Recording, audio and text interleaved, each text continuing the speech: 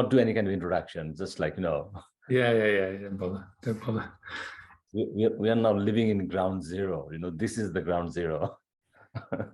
Everything is falling apart at the moment.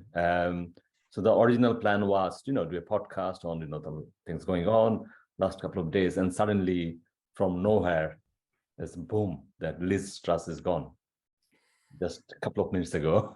So what's your first thought, Carlo?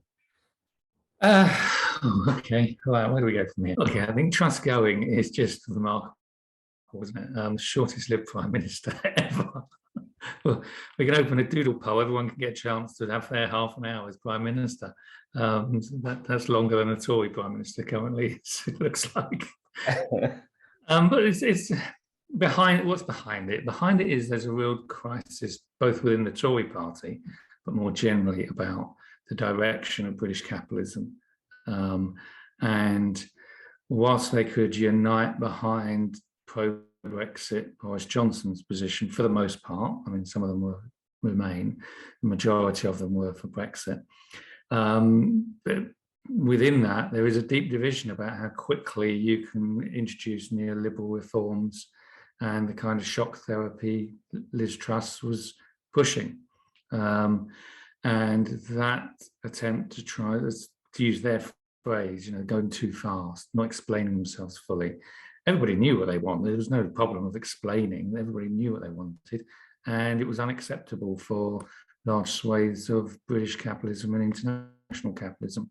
And they pulled the plug on the government, which is remarkable. We see the power of big business to can determine who the Prime Minister will be in a matter of days and weeks. I mean, there are a couple of questions can be raised at the moment, because during this Tory leadership thing, they're now going for another Tory leadership. It looks like they're kind of dodging the main guy, which is like general election.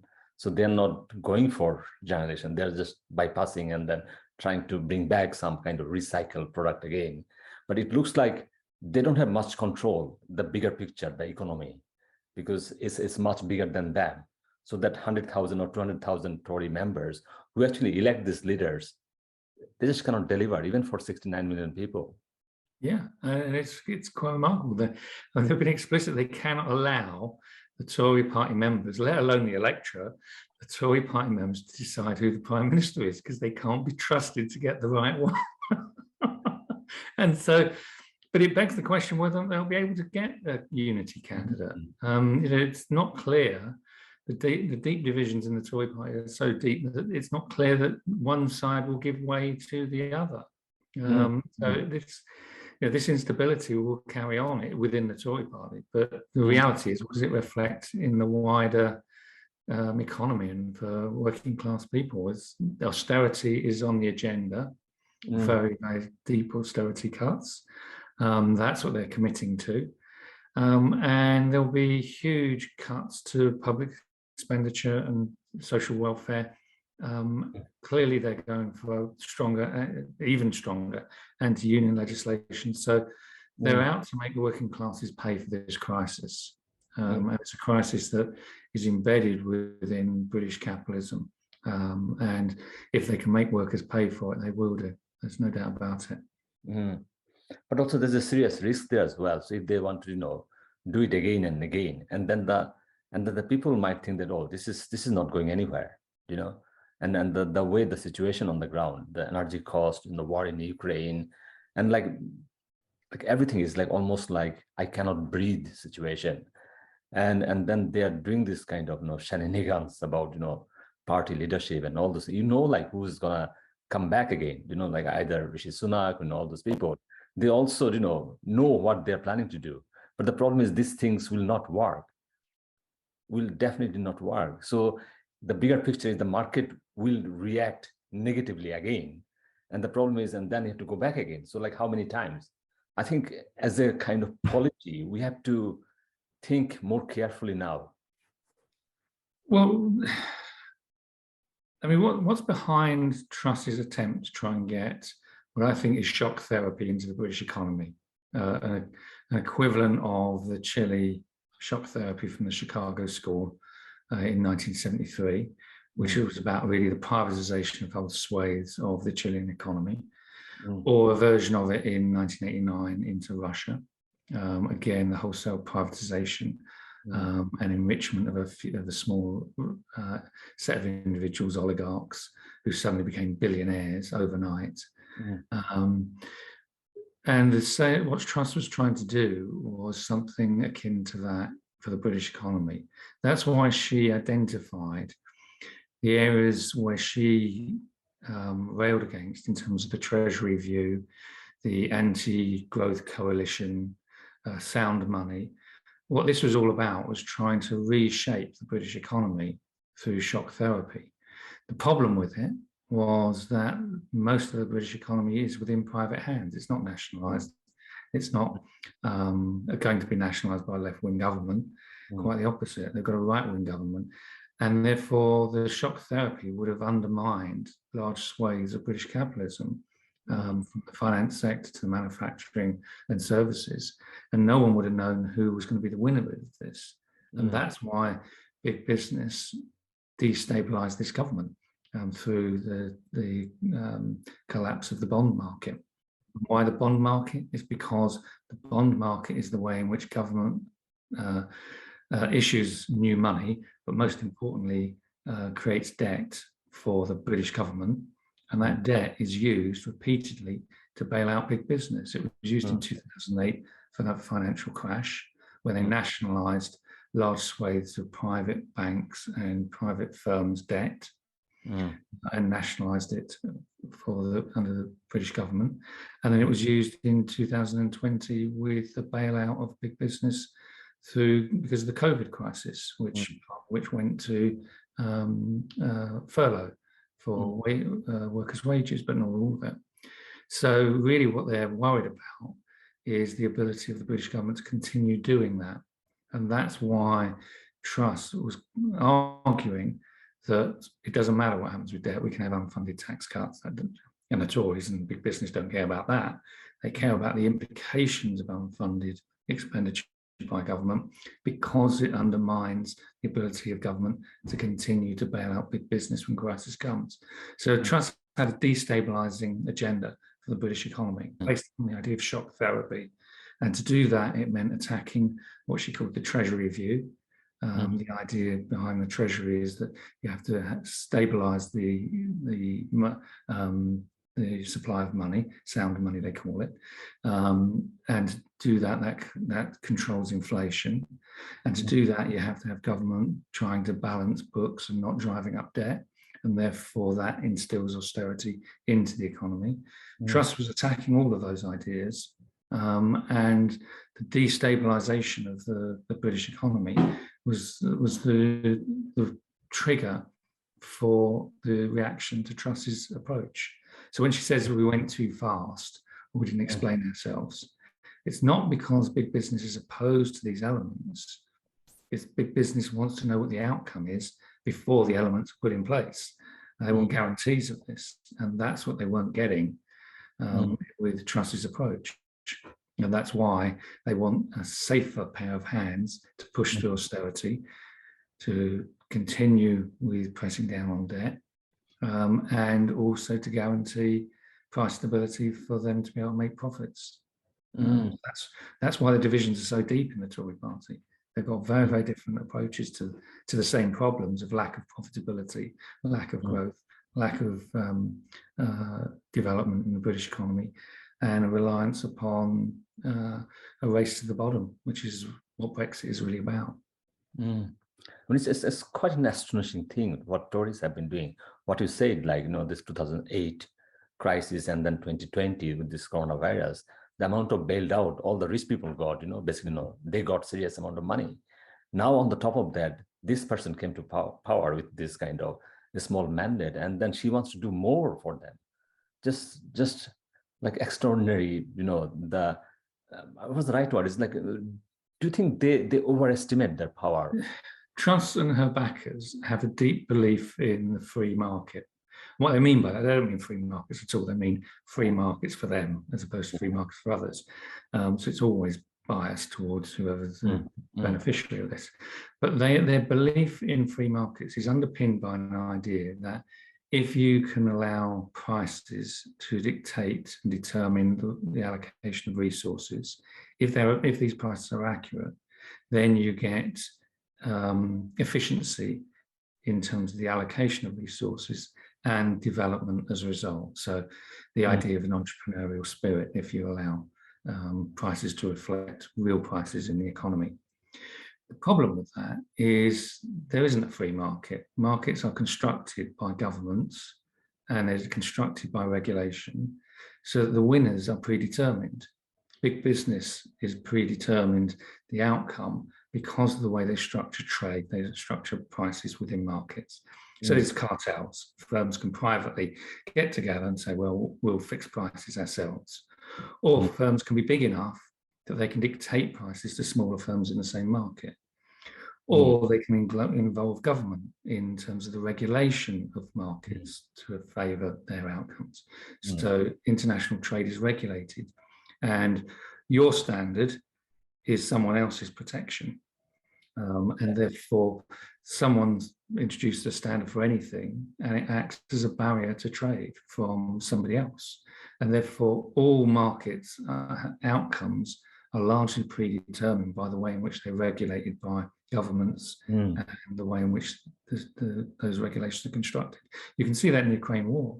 Why is America so, and the US and the West so obsessed with Ukraine and the Nord Stream 2 gas pipeline? Because it destabilized gas supply and energy supplies.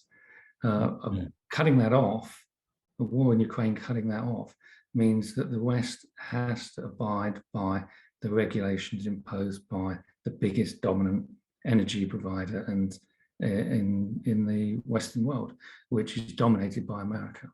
So American regulation predetermines the way that the market operates.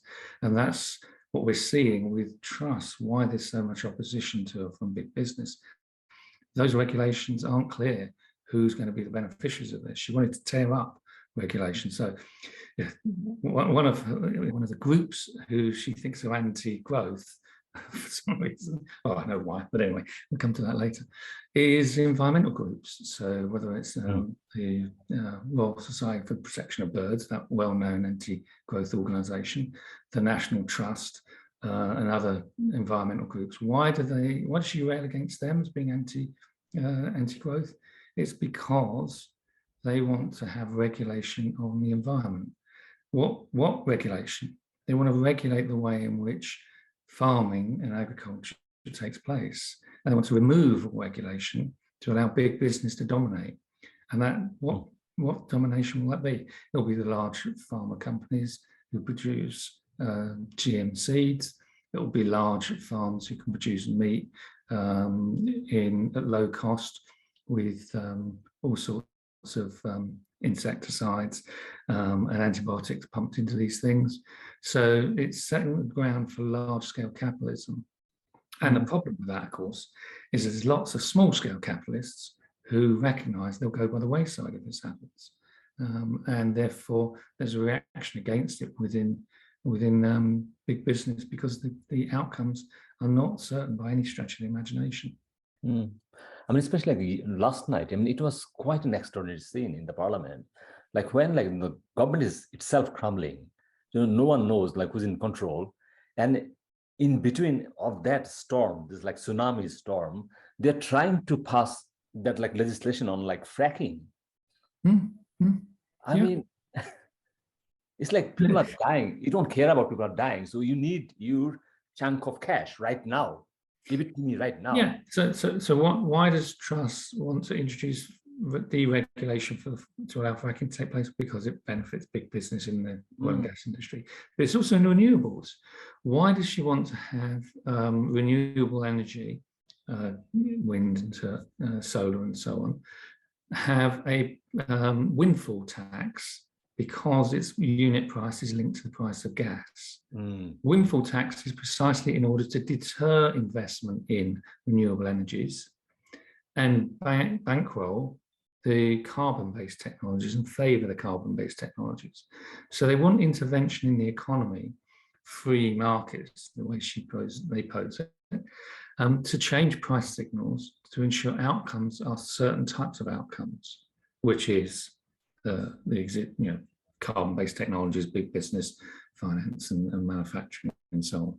So Truss wasn't an idiot. These people aren't idiots. They've got a very clear view of what they want, and it's shared by large sections of big business. But the problem is, although those ideas are shared, the reality isn't. The reality is very different. The reality is that big business needs this regulation. It needs to be protected from international competition, unless it is the dominant international competitor. And if it is, then deregulation is marvelous, because it sees itself as being opening up a new opportunity to dominate particular markets. So this goes to the heart of the structure of capitalism, and the reason why they're fighting over themselves is because they've got no other alternatives to boost profits. There is Marxists would refer to this as the tendency of the rate of profit to fall. Big business doesn't want to reinvest in new productivity, new technologies, because it can undermine its existing technologies. So again, let me give you an example. There's not an oil company in the world who could not invest in renewable energies. These are such large organizations which have such huge funds, but they don't. The reason they don't is not because the technology is there. It's not because they couldn't get the individuals involved to build these technologies. They choose not to, because to do so would completely undermine their existing basis for profitability, i.e. oil and gas. And therefore, why would they? So it's much more profitable for them to move it into other areas, like the finance sector, rather than reinvest it into the energy sector. Because that guarantees the profits in the energy sector are carbon-based, which they already dominate. It prevents those technologies that could compete with them emerging, or slows them down at least. And it opens up opportunities for different types of profits coming into the firms through other forms of activity in the finance sector, or whatever it is. So the structure of big business prevents the very growth that you'd want to see, and the attempt to try and remove the treasury view, do away with sound money, do away with anti-growth coalitions, is really about creating an environment where those organizations continue to dominate and grow their profits. And Marxists would understand this as the idea of the tendency of the rate of profit to fall. Profitability in these sectors is protected if competition can be restricted. If it's allowed to go unhindered, profitability can collapse, and hence they react vehemently against these kind of approaches, which will allow for a free market to emerge. I was reading a couple of articles about this energy price hike. Even before the price hike, even before that, this Ukraine war started, like early January, like 6 energy companies in UK actually made close to $1 billion each. And then once the war started, now they predicted that these 6 companies will make $177 billion in next 2 years. So obviously this is a serious cash cow waiting for them. So why would they start a new kind of ideas about renewable energy? Because the cash cow is still there. So need to finish that thing and then move on. Yeah. And again, but all the time, whether it's the bond market, whether or not it's Ukraine war, these are the triggers for things, but they're triggers for much deeper underlying pressures within the system.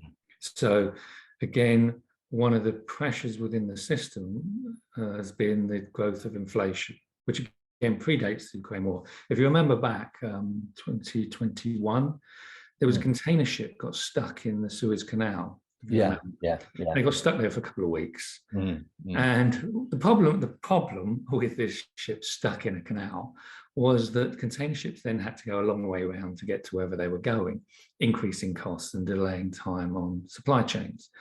So you can get these events that occur, but they actually trigger a realization of the instability in the system. In that case, it was about supply chains. And it was also linked to the rising inflation, because again, one of the characteristics of the COVID pandemic was all the containers that they used for transporting things around the world were in the wrong place. All the empty ones were in the West, and where they were needed to be filled up was in China and the East, and they couldn't get the two. So costs of these containers went up tenfold. And with the bailing out of big business that took place during COVID, different firms realized they could start putting prices up and make more profits by putting prices up. So transport costs rocketed. And like I said, these containers prices went up tenfold because firms knew that they could start to use their market position to dictate prices, not have market prices. Market price had nothing to do with this, to dictate prices and profit maximize through price increases. But of course, those price increases are replicated elsewhere in the system. And that's where the inflation then came from and became generalized and built into the system. And again, that's one of the problems that trust was, and the crisis for trust really demonstrated. Big business, government, the antitrust group want to find a way of controlling prices. But trust doesn't. She wants them to let rip so that the real prices, market prices, can predominate. And in the process, loads of firms will go bust in this scheme. And that's what they can't control. And that's why they need the state to be the backstop when things go wrong. So again, the argument from neoliberal economics that the state doesn't matter and it's all about markets and prices. No, the state matters enormously. And big business capitalism is underpinned by the connection between the state and private markets. They can't be disentangled. And when you do, you have firms have no control over them. That's the danger that they face and what they're desperate to prevent happening. Hence the panic. And we see that in Parliament. Because I'm aware of your time. Just like that $1 billion question I asked another economist, Richard Wolff, that the crisis is good for for the rich people, because in a crisis assets always come back to its original owner, i.e. them. But at the same time, it looks like they are not sure that this kind of crisis is actually good for them, because there are winners and losers here as well. And that comment goes back to the original owner, but the problem is, who is the original owner? And they can't be sure. They've borrowed something, they've invested in something from borrowed money from somewhere else, which is owed to somebody else. And this chain of connections, once it unravels, it's not clear who the final owner will be. And that's why governments have to step in. So the Bank of England was prepared, it was effectively nationalising all of the private pension schemes in Britain. These are £1.5 trillion worth of assets if it had come to it. And that's really what they were proposing, which was huge intervention in the economy. And the problem they have is the stability in the system, and there's no stability in it. So they lurch from one crisis to another. And that's what, and again, I've got to go, but a final point on this is that worker struggle and political conflict is built into this. People think, some commentators say, oh, if only Boris Johnson could come back. Well, remember why Boris Johnson went in the first place. It wasn't because he was having parties. All the Fleet Street editors in these parties, they knew they were going on.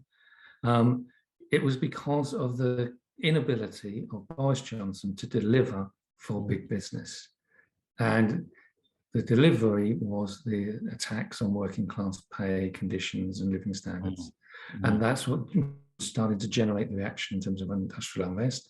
It was also generating political conflict around climate change and the protests around COP26, but also, most importantly, the Black Lives Matter movement and the reaction against racism and oppression.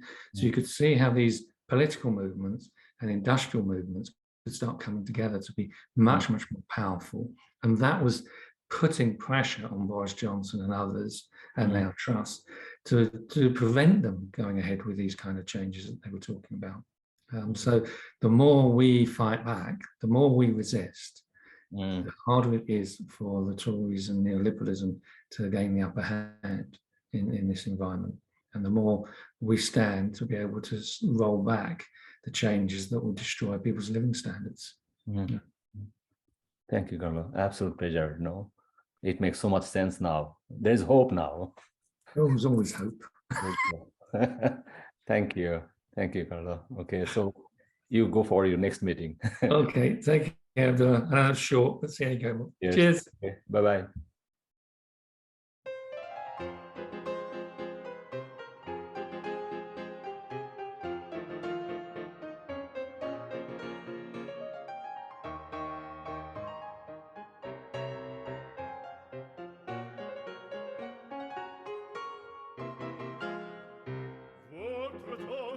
Je peux vous le rendre, Seigneur, Seigneur, car avec les soldats